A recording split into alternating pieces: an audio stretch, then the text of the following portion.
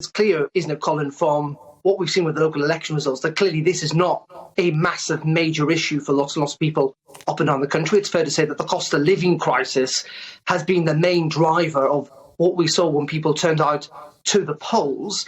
I think it's also, though, wrong to kind of fundamentally dismiss this as a story, in the sense that clearly the rules, whether you agreed with them or not, were pretty harsh. They meant that we all had to change the way that we lived, the way that we actually functioned as a society. The government at the time were pleading with us to follow them, suggesting that if we didn't, we were putting people's lives at risk. And so is it a major story that those at the heart of government, those working in and around the Prime Minister, on somewhat of an industrial scale, felt that they could break those rules, not adhere to them? In the Metropolitan Police have now issued over 100 fines. That number is going to go up.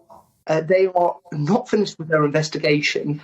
I think it does boil down to, again, what was happening inside Number 10? Where was the leadership? Who was taking responsibility for this, if it was mainly junior civil servants?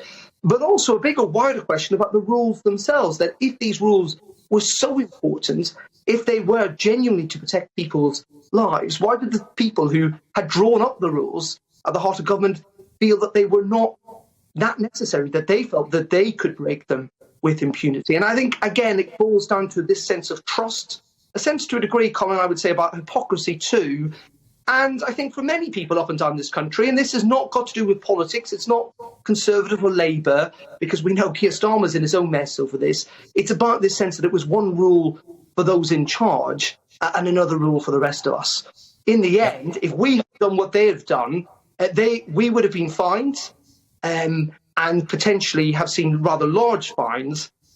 They are now seeing this, but that is only because people have campaigned and investigated the Met into carrying out these investigations.